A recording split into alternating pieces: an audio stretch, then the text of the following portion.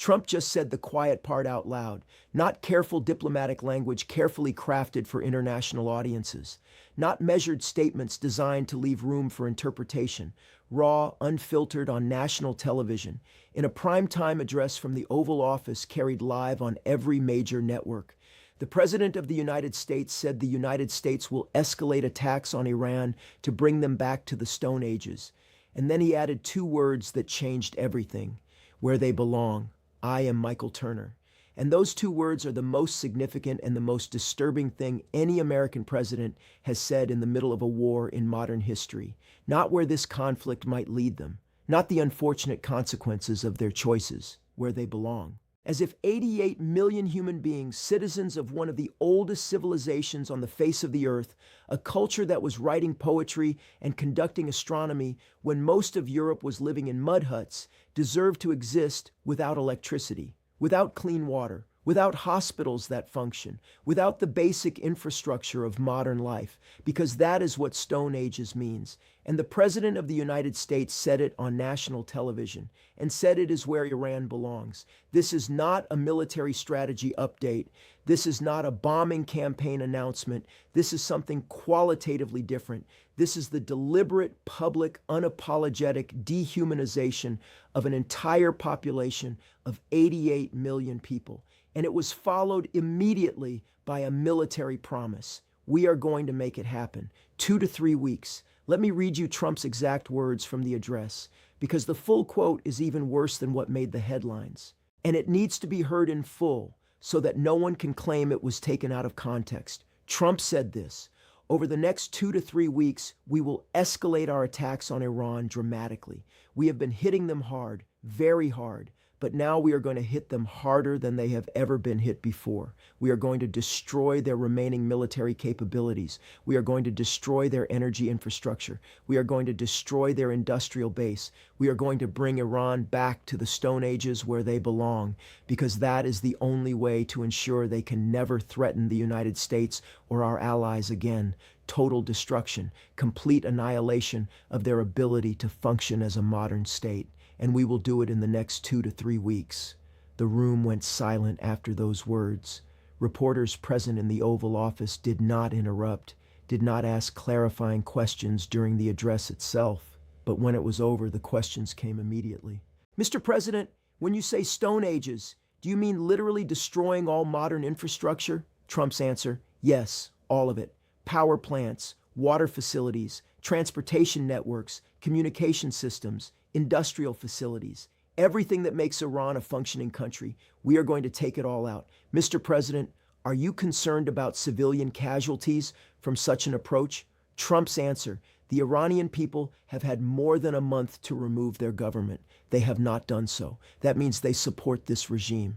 And if they support the regime, they share responsibility for the regime's actions. So no, I am not concerned. They made their choice. Mr. President, international law prohibits targeting civilian infrastructure. Trump's answer: international law is for countries that follow international law.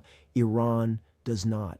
So we will not be constrained by it either. We will do whatever is necessary to protect American interests. Those words, spoken by the sitting President of the United States in a formal primetime address, surrounded by the trappings of the most powerful office in the world, represent something that should stop every American, regardless of their politics, regardless of their views on this war, regardless of how they feel about Iran. Because Trump is not describing a military campaign anymore. He is describing the deliberate, systematic destruction of the conditions that 88 million human beings need to survive. And he is saying those people belong in those conditions. Let me break down what bringing Iran back to the Stone Ages actually means in concrete, specific human terms. Because this is not an abstraction. The Pentagon has been planning this for weeks. The targets have been identified. The strike packages have been assigned. And if this plan proceeds, here is what happens. Power plants. Iran has approximately 85 major power generation facilities, thermal plants, hydroelectric dams, nuclear reactors, renewable installations. These plants do not just power homes and businesses.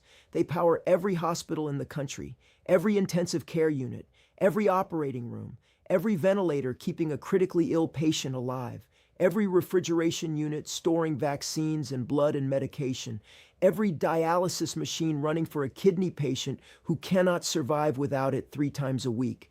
When you destroy those power plants, you do not inconvenience a population. You sentence the most vulnerable members of that population to death, not immediately, not from a direct explosion, but within days and weeks, as the systems that keep them alive go dark and stay dark. Because Trump is not talking about temporarily disabling power generation. He is talking about destroying the physical infrastructure so thoroughly that reconstruction would take years, possibly decades, while Iran simultaneously has no resources, no peace, and no outside assistance to rebuild with. Water facilities. Iran faces severe water scarcity under normal conditions. Most of the population depends on water treatment plants, desalination facilities, and pumping stations to access clean drinking water. Without electricity, those systems stop. Without those systems, the water that does reach people is untreated, contaminated. And when 88 million people are forced to drink contaminated water, the diseases that follow are not abstractions. Cholera spreads through contaminated water, dysentery, typhoid, hepatitis A. These are not minor illnesses. They are mass killers, historically responsible for more deaths in wartime than the weapons themselves. And they kill children first. They kill the elderly first. They kill anyone whose immune system is not at full strength, which is to say, they kill the most innocent people in any population, while the military and the government have access to resources that ordinary families do not: transportation networks, bridges, highways, railways, ports, airports. These are not military assets in any meaningful sense. They are the circulatory system of a civilian economy. They are how food moves from where it is grown to where it is eaten, how medicine moves from where it is manufactured to where it is needed, how fuel moves to the generators of hospitals that have their own backup power. Destroy the transportation network, and you do not just inconvenience a government. You make it impossible to distribute the resources that people need to live. Cities become isolated, supplies run out, prices for whatever remains spike beyond what ordinary families can afford, and then the slow process that military planners euphemistically call supply chain collapse begins, which is another way of saying starvation. Communication systems, cell towers, internet infrastructure, broadcast facilities, telephone networks. Cut these, and you do not just silence a government, you isolate 88 million people from each other. You cut a mother off from her children in a different city. You cut a doctor off from the medical information she needs to treat patients. You cut an ordinary Iranian off from any knowledge of what is happening in their own country. The psychological impact of total communication blackout in the middle of a war, when people are already frightened, when bombs are falling, when they have no information about where it is safe to go or what is happening to their families, is a form of torture applied to an entire population simultaneously. This is what bringing Iran back to the Stone Ages means. This is what Trump said belongs. This is what Rubio defended within hours, standing at a podium and saying that Iran has chosen to be an enemy of civilization and therefore forfeits the benefits of civilization. And this is what Defense Secretary Pete Hegseth called the necessary elimination of Iran's entire industrial and technological base. This is coordinated administration policy. Not a slip of the tongue, not a figure of speech, publicly stated, publicly defended, and publicly promised to be delivered in 2 to 3 weeks. Now I want to explain why this statement is not just morally catastrophic, why it is also strategically wrong, why Trump's theory of this conflict is built on a historical misunderstanding so fundamental that every expert who has studied the history of bombing campaigns agrees on it. Bombing does not break nations. This is not an opinion. This is one of the most well-documented findings in the entire history of warfare. During the Second World War, Nazi Germany conducted what became known as the Blitz, an 8-month bombing campaign against Britain, targeting London, targeting industrial cities, targeting civilian infrastructure with the explicit goal of breaking British civilian morale and forcing surrender. The result was the opposite. British resolve hardened. Civilian support for continued resistance increased. The population that was being bombed became more unified, not less, in its opposition to the attacker. The United States learned this lesson and then immediately forgot it. American strategic bombing campaigns over North Vietnam dropped more explosive tonnage than was used in the entire Second World War. The goal was to bomb North Vietnam into negotiations, to make the cost of continued resistance so unbearable that Hanoi would accept American terms. North Vietnam never surrendered. After years of bombing that killed hundreds of thousands of civilians and destroyed vast portions of the country's infrastructure, the United States withdrew. And within 2 years, North Vietnam had reunified the country on its own terms. Russia has been bombing Ukrainian cities for years with the explicit goal of breaking civilian morale and forcing Ukraine to accept territorial concessions. Ukraine is still fighting. Ukrainian civilian support for resistance has not collapsed. It has, by every measure, increased.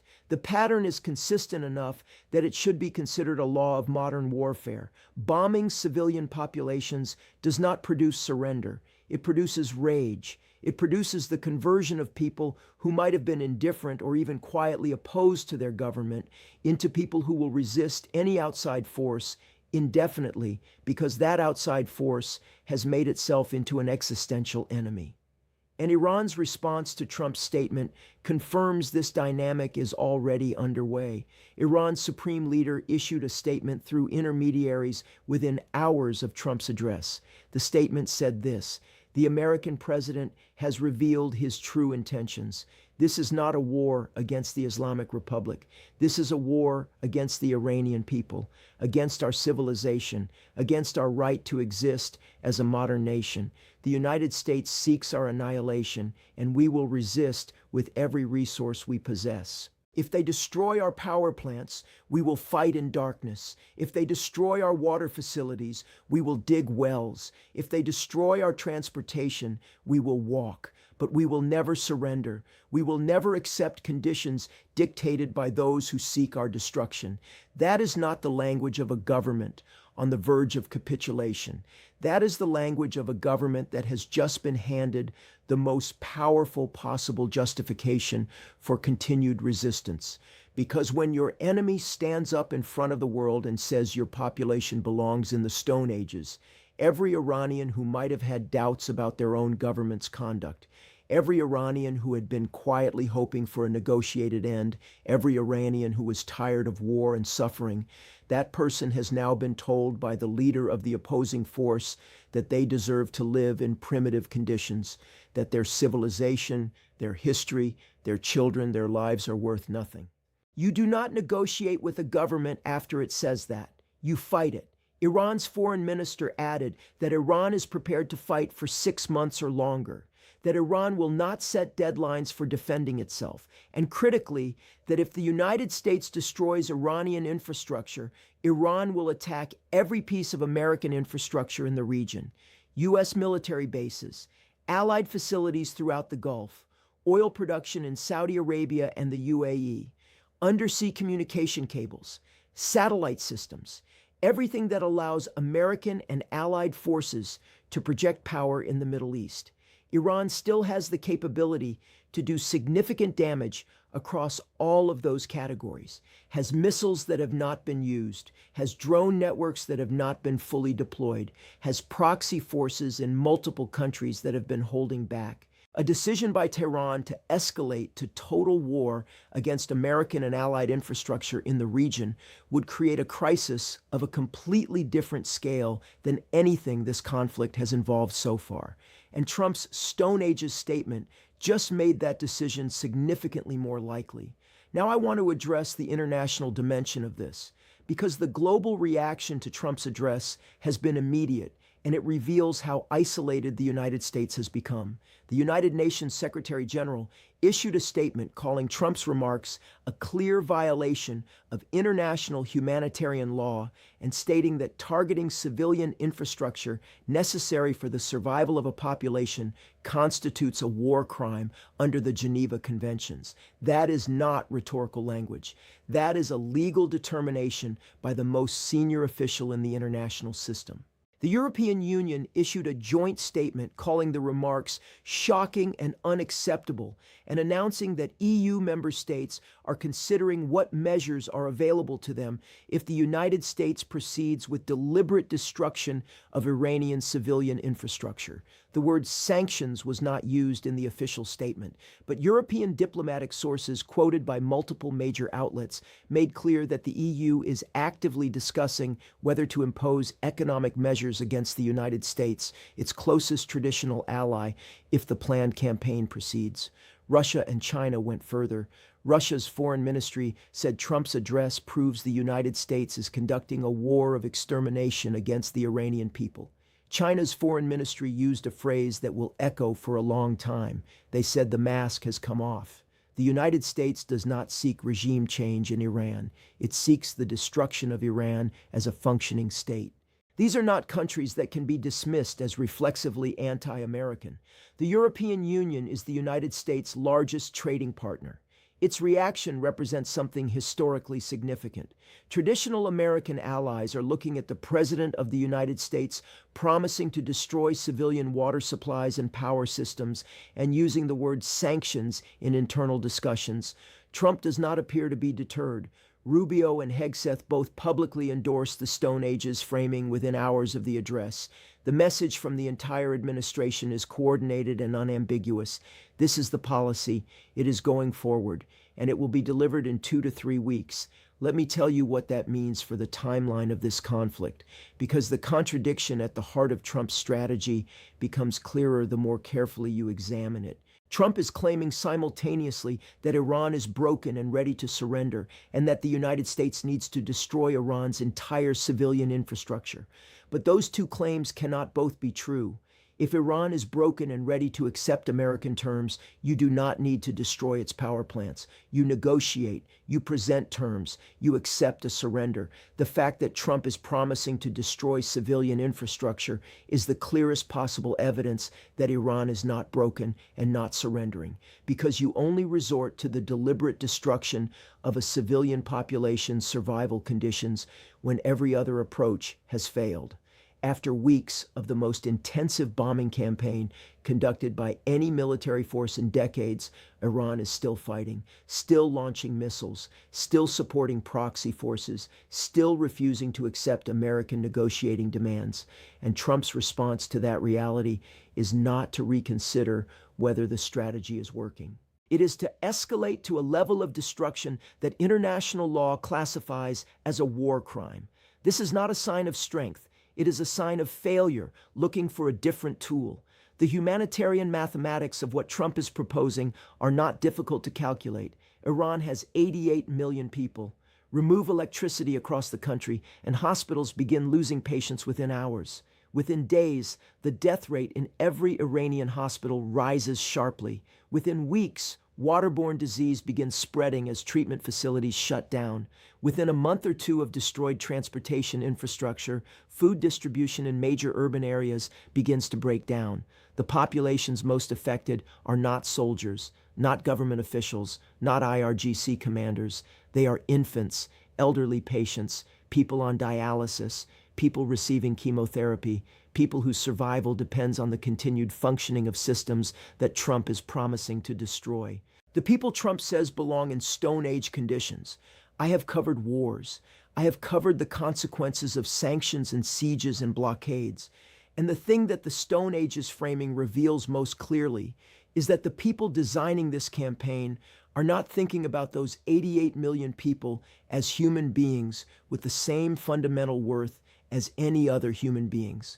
They are thinking about them as variables in a strategic calculation, pressure points, leverage, ways to make a government do something by making its population suffer. That is not a military strategy. That is collective punishment. And collective punishment has been prohibited under international law since 1949 because the world decided, after watching what total war looks like, that it would not permit it again. Trump is proposing to permit it again on national television in front of the entire world. I am Michael Turner. Subscribe and turn on notifications, because what the next 2 to 3 weeks looks like in Iran will determine not just the outcome of this war, but what kind of country the United States is going to be when this is over.